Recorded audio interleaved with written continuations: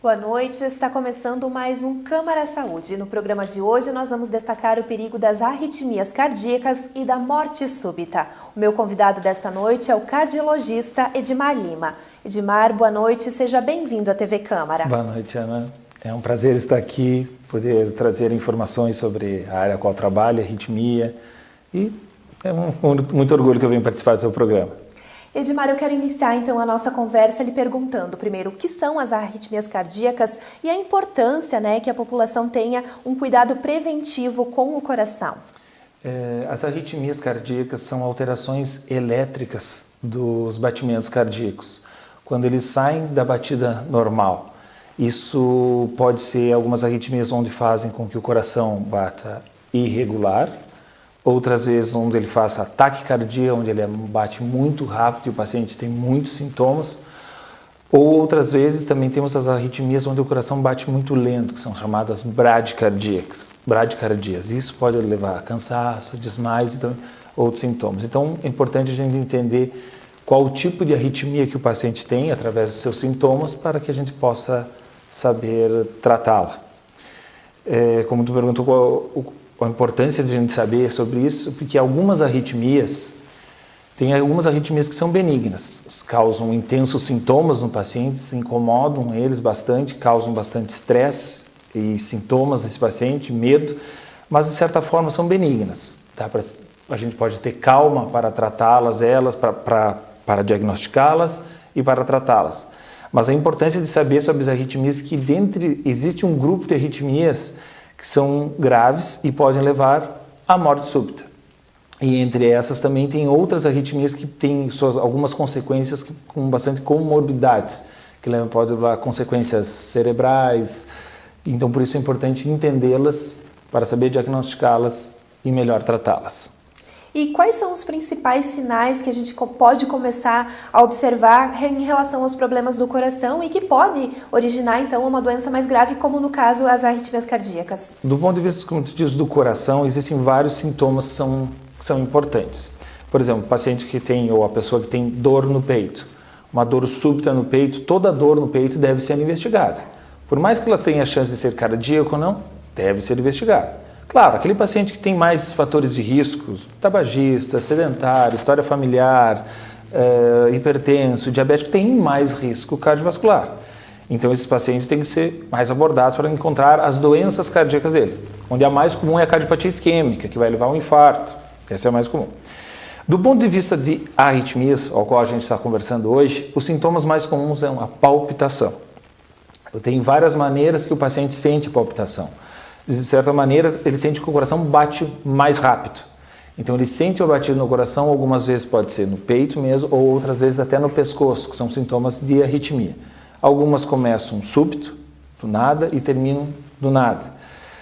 Algumas outras vezes o paciente sente que o batimento é irregular. Ele está diferente o coração. Pode ser que seja só mais forte ou mais rápido os batimentos.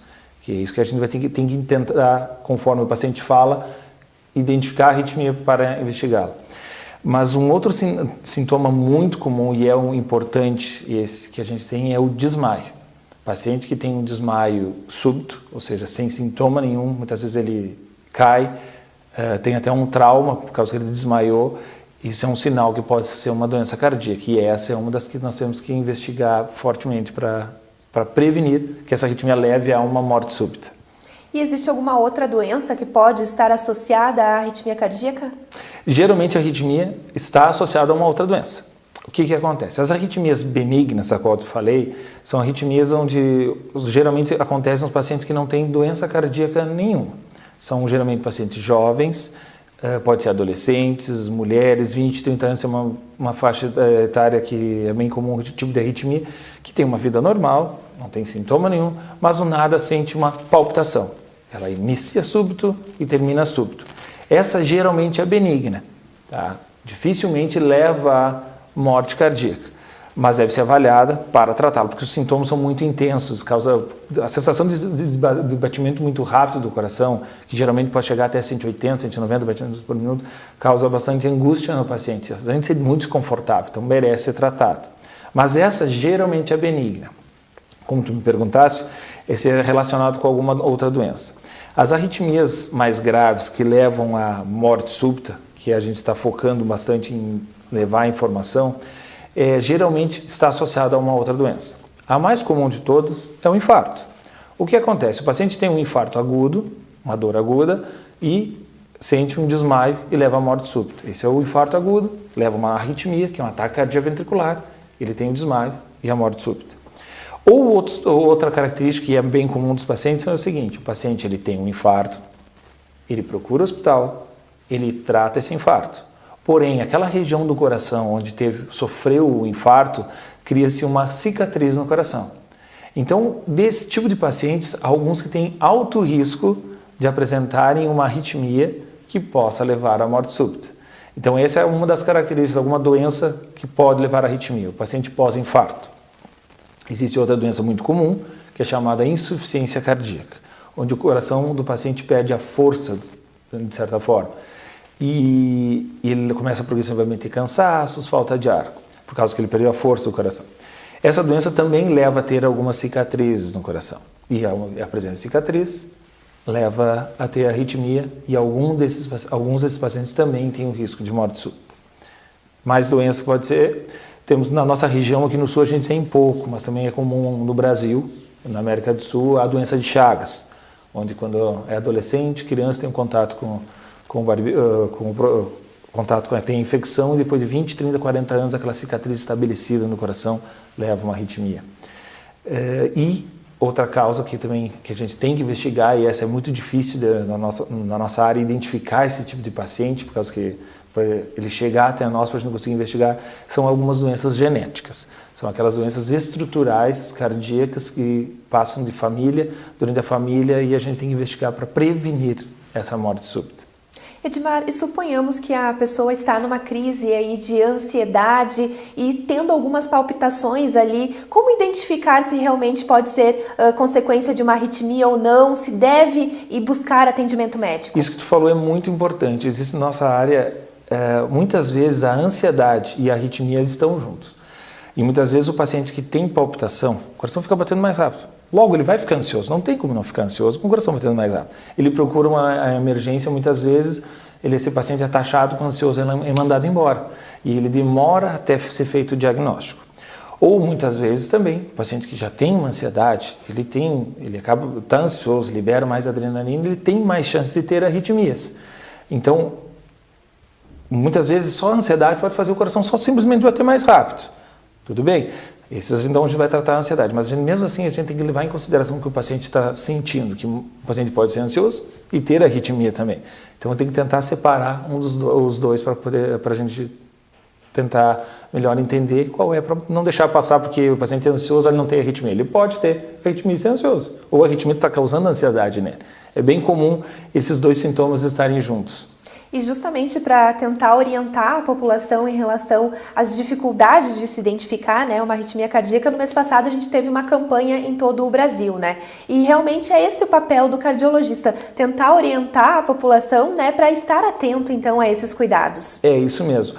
O que acontece? Há anos atrás a Sociedade Brasileira de Cardiologia e a medicina em si conseguiu informar os pacientes que se ele tiver uma dor no peito, ele pode estar infartando. E se ele procurar mais rápido o hospital, ele pode ser tratado de um infarto. Então esse é o mesmo intuito que a gente tem, da parte de arritmias, levar a informação do paciente, entender as arritmias, o que é a arritmia e saber que elas têm tratamento, a gente pode prevenir a morte súbita e ele ter esses sintomas, procurar o atendimento, seja na urgência ou ambulatorial, para que a gente investigue causas de arritmia, poder tratar e prevenir as mortes súbitas. Doutora Edmar, a gente pode dizer que algumas situações elas favorecem a um ataque, uma morte súbita, por exemplo, um idoso, ao dar uma notícia muito grave, a gente precisa ter um certo cuidado ou não? É bem variável isso. O que acontece? Como eu te falei, é o seguinte, as arritmias, elas estão presentes, as de maior risco, naqueles pacientes que têm doença cardíaca. Logo, se esse paciente tem uma doença cardíaca e ele é exposto a alguma forma de estresse, o risco dele aumenta. Uma forma de estresse físico, então eu vou te dizer atividade física. Então, aquele paciente que tem alguma doença cardíaca, por isso que a gente tem que avaliar o quanto de atividade física ele pode fazer, porque ele vai ser exposto a um estresse e isso pode levar a a morte súbita. Em questão do que está exposto, existem muitas doenças genéticas, tá? Que conforme a situação, elas estão associadas à morte súbita. Tem algumas doenças genéticas que levam a taquicardia ventricular e morte súbita, que são relacionadas com o sono, são mais à noite, que é a síndrome de Brugada, que é muito comum. Muito comum, não é rara, mas isso é uma das causas dela. Outra doença, por exemplo, tu falou, tu deu um exemplo no susto. Existe uma doença que chama-se síndrome do QT longo. Ela acontece, é genética também, raríssima,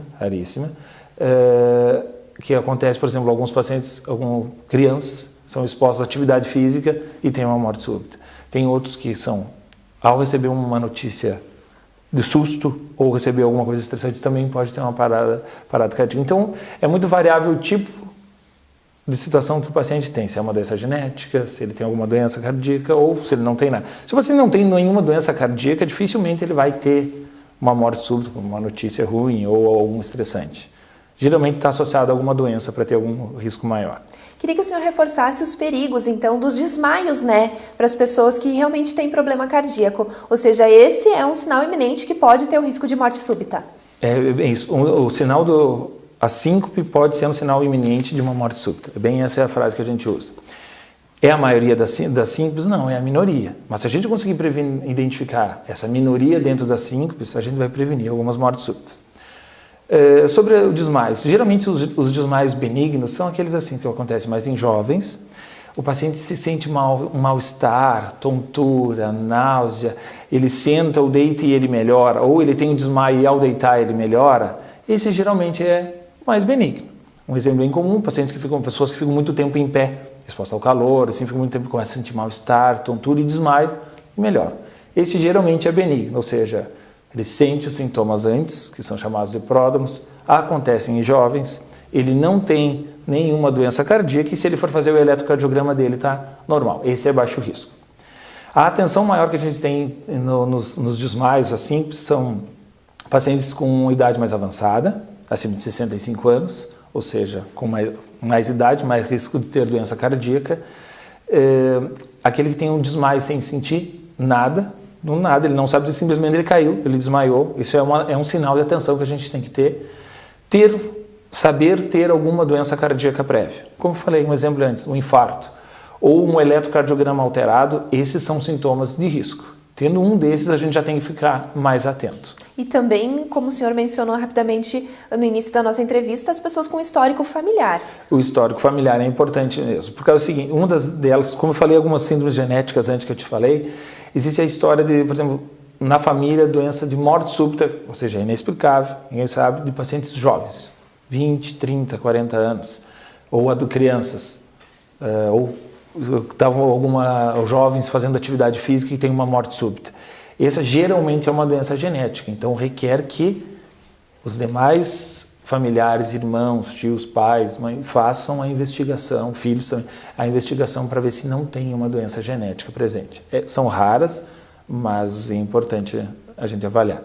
Pela sua experiência em consultório, especialmente, as pessoas costumam deixar para lá esses episódios de palpitações ou buscam com antecedência um tratamento, digamos assim? É bem variável o tipo de arritmia que ele sente, tá? Esse paciente que sente que o coração dispara mais rápido, do nada, e uma frequência cardíaca 180, 190, bem mais rápido, eu quero dizer assim, ele acaba se incomodando com esses sintomas e ele tem medo, ele acaba procurando atendimento mais cedo ou mais tarde. E esses desmaios, quando ser a recorrência ou saber a história, eles acabam procurando. É um sintoma muito importante para o paciente, dificilmente ele deixa passar, ele acaba procurando atendimento.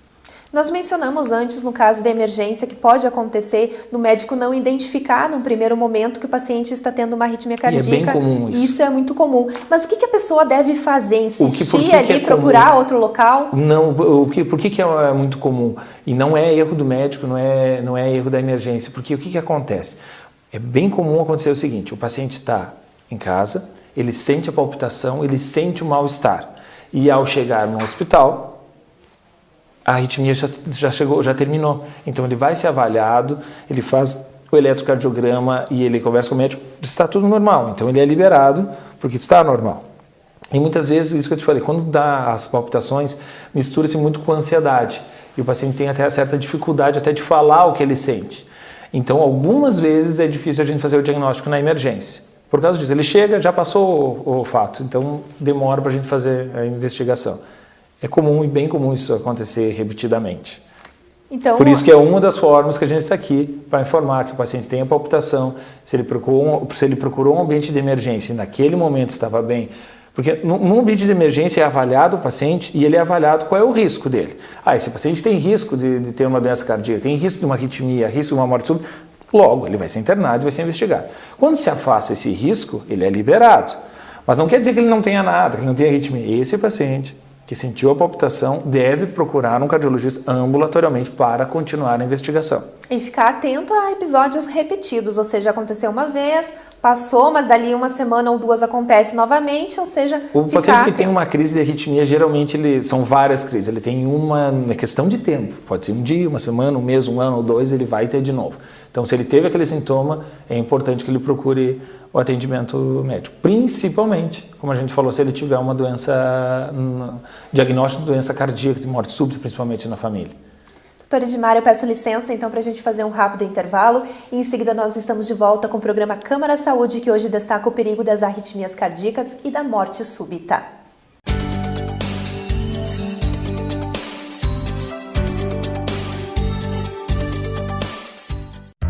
A Câmara de Vereadores está com você.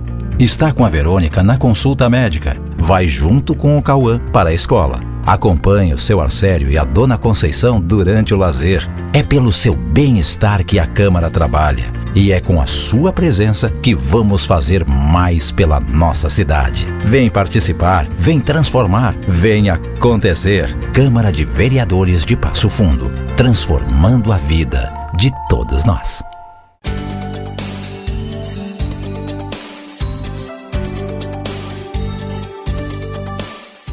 Estamos de volta com o programa Câmara Saúde, que nesta noite recebe o cardiologista Edmar Lima para falar sobre o perigo das arritmias cardíacas e da morte súbita. Doutora Edmar, então, quero iniciar esse segundo bloco destacando quais são os principais exames que a gente tem disponível hoje para identificar essa questão da arritmia cardíaca. Também. O que a gente tem sobre a parte de exames? Inicialmente, a gente tem que fazer na arritmia uma abordagem geral, ou seja, a gente tem que saber qual é, como eu digo para os meus pacientes, a saúde do coração dele. Existem exames como o teste ergométrico, que é o de esteira, o ecocardiograma, que a gente avalia isso, e em alguns casos específicos, a cineangiocoronariografia, para ver como estão as coronárias, ou até a tomografia coronariana, para entender como são as coronárias e como está o coração desse paciente. Sendo objetivamente em arritmias, a gente tem um exame que é chamado estudo eletrofisiológico. É um exame que ele é feito com anestesia, muitas vezes uma sedação, e através de punções na perna, venosas ou arterial, a gente chega até o coração e, de certa forma, faz como se fossem eletros intracardíacos. A gente descobre como está a condução elétrica desse coração e se tem alguma alteração. E uma das formas de tratamento nesse tipo de paciente é quando a gente identifica essa alteração, esse substrato arritmogênico, essa alteração elétrica no coração, a gente faz o que é chamado de ablação. A gente corrige esse circuito elétrico com os próprios catéteres que a gente faz o diagnóstico, se corrige essa arritmia, que é como se fosse um circuito a mais no coração que leva a ter um curto-circuito, de uma maneira geral explicando. Então a gente tenta corrigir isso. É o estudo eletrofisiológico, o exame e a ablação. Como eu te falei, ao mesmo tempo que a gente está fazendo esses exames, a gente fez outros exames, ecocardiograma, cineangiocoronariografia, tomografia, teste ergométrico.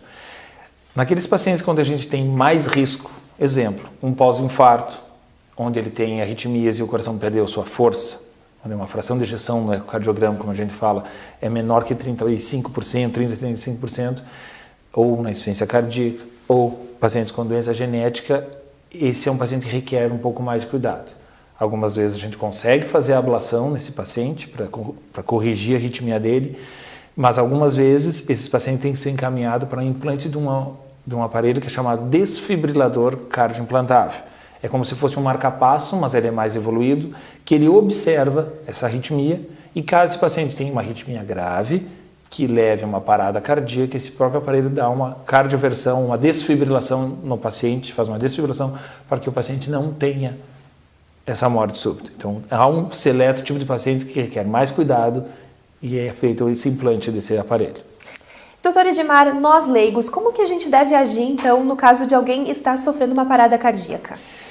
Primeiro a gente tem que identificar essa parada cardíaca, né? Então o que acontece? O paciente ele perde a consciência, ao perder a consciência deve-se chamar esse paciente. Se ele não responde, muitas vezes a gente pode testar se ele tem o pulso no pescoço, procurar, e antes de qualquer medida, de qualquer coisa, chamar ajuda. Se você está com mais pessoas, tu pede para a pessoa mais próxima chamar o atendimento de emergência, o SAMU, a ambulância, o mais rápido possível para que atenda esse paciente. Se você está sozinho, ligue, procure, chame a emergência e volte a atender esse paciente. O que ele deve ser feito? Deve ser feito inicialmente nesse paciente, se ele não respondeu, não tem pulso, a massagem cardíaca. Que era isso que o grupo do Hospital de Clínicas de Passo Fundo fez no mês passado, se encontrou na Praça Toqueto e chamou a população para aprender como que era a massagem cardíaca, que é aquilo que, ou seja, são compreensões torácicas no precórdio, mais ao lado esquerdo, sobre o coração, para que mantenha os batimentos cardíacos, ou seja, o fluxo cerebral, o fluxo sanguíneo, até que a emergência chegue. Mas é fundamental tu chamar a atenção do paciente, se ele não respondeu, ver que não tem pulso, chamar ajuda. Não adianta tu atender o paciente se não chamar ajuda, né? Porque no momento que você chama ajuda, deve vir o desfibrilador externo, seja a emergência trazendo ou esse desfibrilador que deve estar disposto no setor onde aconteceu isso. Doutor Edmar, inclusive no intervalo a gente estava comentando sobre a importância desse aparelho, fica até um alerta para as grandes empresas que seria interessante adquirir, né, para poder identificar de forma rápida então um caso aí de parada cardíaca. Isso é muito importante, até uma cultura brasileira assim, que a gente não tem a consciência de ter onde está o desfibrilador, onde a gente está. Por exemplo, em vários lugares isso. Eu acho que é só no hospital que a gente tem noção, o paciente tem uma parada, o desfibrilador está em tal lugar e ele vem correndo trazer. De estar disposto nos lugares públicos e sinalizado onde ele está. Porque quando tem a parada cardíaca, se tu consegue trazer um desfibrilador, ele identificar que é uma arritmia grave e ele dá aquele choque que a desfibrilação pode salvar o paciente. Por quê? Porque a cada minuto que demora-se para atender esse paciente, são 10% de chance de atendê-lo, de reverter essa arritmia, essa taquicardia. Então, por isso é importante a gente ter disposto no ambiente público, onde se trabalha, academias, ter consultórios, ter esse desfibrilador para evitar a morte súbita. É um trabalho difícil, que é isso que a gente está fazendo na Sociedade Brasileira de Arritmias, se tentar informar para que se tenha essa noção de ter onde tem o desfibrilador. Caso muito comum que aconteceu alguns anos atrás, foi ao vivo, na televisão, onde era um jogo do São Paulo e São Caetano, onde tivemos um jogador que era chamado Edinho, que ele parou, ele teve uma arritmia e parou em campo. E naquele momento é evidente, mostrou-se que dentro de um estádio não se tinha um desfibrilador, não sabia-se como se atendê-lo, foi colocado num carro e levado até o hospital. Até ele chegar no hospital, já se perdeu a chance, né, de salvá-lo. Então isso ficou bem evidente naquela época, que é um problema brasileiro, isso que a gente não tem noção onde está o desfibrilador, ou a importância de se ter isso. Por exemplo, nos Estados Unidos é muito comum desde da escola, é ensinado às crianças como fazer a reanimação, como usar esses aparelhos, e as crianças ao entrar na escola já sabem aonde está esse aparelho, caso um paciente tenha uma parada cardíaca. É uma questão de cultura que talvez com o tempo a gente consiga alcançar. A gente espera que isso aconteça, né, o mais rápido possível. Isso. E doutor Edmar, as pessoas que têm arritmia cardíaca, elas podem ou não praticar esportes? Como eu te disse no primeiro bloco, tudo depende da saúde do seu coração. Se o coração é estruturalmente normal, ele não tem doença nenhuma e tem arritmia e está tratando, você sabe que é uma benigna arritmia, não tem problema nenhum ele fazer atividade física. Tá? Porém, aqueles pacientes que têm alguma doença cardíaca, eles têm que ter mais cuidado. Então, aqueles pacientes que tiveram um infarto, devem estar fazendo o tratamento completo, vão ter que fazer uma atividade física mais moderada, tem insuficiência cardíaca, outra mais moderada. Sobre atividade física, é muito importante dizer que eu dei um exemplo desse jogador, né? Esse jogador ele tinha uma doença que é chamada miocardiopatia hipertrófica. É a doença que leva à morte súbita em jovens, é a mais comum e é a mais comum em atletas.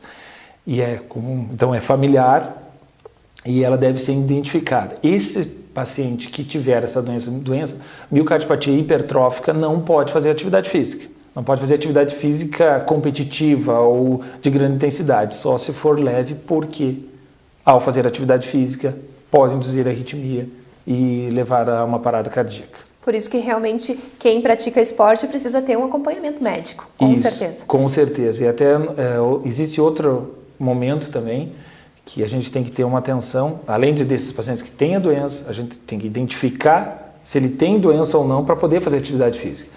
E no momento atual as pessoas estão fazendo, graças a Deus, estão fazendo muita atividade física. E existe o esporte amador que as pessoas estão tão dedicadas que chegam a ser quase o profissional. Esses devem ser avaliados também. Por quê? Primeiro, para saber se ele não tem uma doença como essa, tipo miocardiopatia hipertrófica, deve ser avaliado. Porque se ele tem, ele não pode fazer tal atividade que ele está fazendo, né? Afastado de doenças cardíacas, essas pessoas que fazem atividade física de grande intensidade, por exemplo, corrida, triatlon, ciclismo ou até o futebol ou outras atividades que sejam quase profissional, devem ser acompanhados por um cardiologista, de preferência especialista no esporte, porque com a atividade física intensa, o coração ele se modifica e ao se modificar, ele sai do benefício da atividade física normal e chega num momento de ser até de risco, aumentam os riscos de ter arritmia e morte súbita. Então, aquele paciente, aquele atleta que começa a estar treinando com bastante alto vigor, bastante intensidade, deve ser avaliado inicialmente se ele pode fazer aquela atividade física e depois deve ser acompanhado para que não tenha um desfecho desfavorável. Com esse acompanhamento, então, a gente pode dizer que é possível ter uma vida saudável, uma vida normal, mesmo tendo arritmias. Sim. Depende também do tipo da doença, né? Se ela é benigna, vida normal. Se é um paciente que ele teve se ele tem uma doença cardíaca, ele vai ter que ter um pouco mais de cuidado, vai fazer sua atividade física, mas não vai ser tanta intensidade, porque o coração já tem alguma sequela nesse sentido. Doutor Edmar, para a gente encerrar a nossa entrevista, quais são os principais tratamentos disponíveis, então, para os casos mais graves e também se existem medicamentos, né, para tratar as arritmias cardíacas? Então, o que temos de falar? Temos medicações que previnem algumas arritmias, temos essa maneira, como eu te falei, que é o estudo eletrofisiológico que identifica a arritmia e a ablação que corrige a arritmia, né? E existem também, como eu te falei, aqueles que são pacientes de alto risco, quando a gente consegue identificar que ele é um paciente de alto risco de morte súbita, e é feito o implante do desfibrilador cardioplantar. Outro tipo de arritmia que também tem forma de tratamento, que a gente acabou não falando, é uma outra arritmia chamada fibrilação atrial. É uma arritmia que é muito comum em pacientes com mais idade, chega a ser 10% da população acima de 75 anos, o que é muito, onde o coração, uma parte do coração, que são os átrios, a parte de cima, não batem regular, e isso pode formar coágulos dentro do coração. Esses pacientes, então, devem ser identificados. Geralmente são pacientes que eles sentem que o batimento está batendo mais rápido, irregular, eles falam. Tu tem que identificar a melhor forma de tratamento, seja medicação ou ablação, como eu falei antes, e uma das outras medicações é o anticoagulante que a gente tem que usar, para que evite que forme coágulos dentro do coração. Porque se esse coágulo se formar no coração, ele se solta e é a principal causa de AVC isquêmico, derrame, que é chamado AVC, acidente vascular cerebral isquêmico. Então, é outra forma que a gente tem que identificar em medicações. Reforçando, então, a importância, né, para encerrar, dos cuidados com o coração. Isso mesmo. Doutor Edmar, eu gostaria mais uma vez de agradecer a sua presença no nosso programa de hoje. Eu que agradeço e estou sempre à disposição para vir aqui conversar sobre arritmias ou problemas da saúde. E o Câmara Saúde de hoje fica por aqui. Nós agradecemos a sua companhia. Uma ótima noite e até a próxima semana.